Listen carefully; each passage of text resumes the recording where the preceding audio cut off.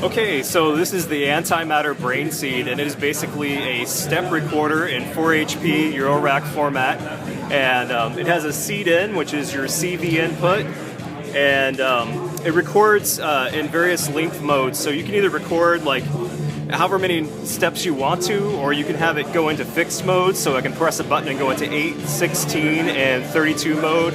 In the 8, 16, and 32 mode, it goes through and records, and you can drop notes in and out, or values in and out, because it's not always notes. And in the variable mode, it just records however many notes you play, or however many values you give it. So then the next input down is the reseed input. Reseed just turns recording on so that the brain seed records, and you've also got a reseed input, so when you get a gate high, it'll record into the brain seed. And then you've got a cycle input, and the cycle input is your clock input.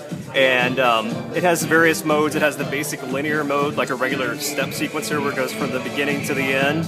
It has a bounce mode where it goes to the end and then bounces back like a pendulum. It has a random step mode, so every time it gets a clock, it goes to a different step number. And then it has a CV scrub mode where you can actually scrub it with an external CV source like an envelope or an LFO or a sequencer. And then there's a simple quantizer on the output, which is just off. Yes, meaning all notes are quantized to semitones, major or minor. And then you've got an output LED indicator just showing you the level of your output.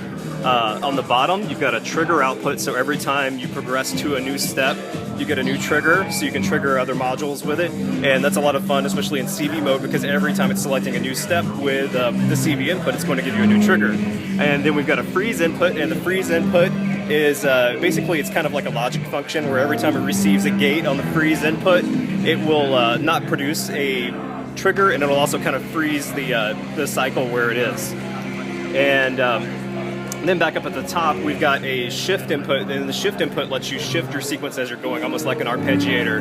And there's also a clip light, which that's not functioning in this prototype, but it will show you when you're out of bounds. It's a -5 to +5 volt module, so it'll let you know when you're below or above that.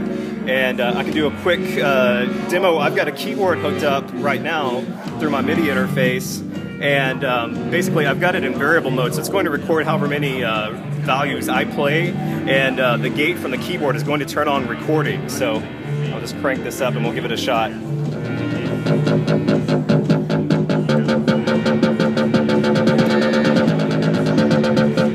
And so now it's just looping through what I just played.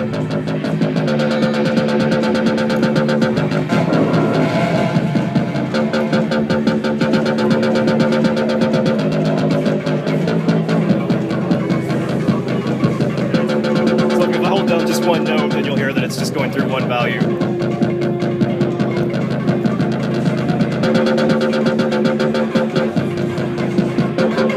So it has a lot of functions. You can use it as a step sequencer that you program from a keyboard. You can use it to sample values from another sequencer or from LFOs or other modulation sources.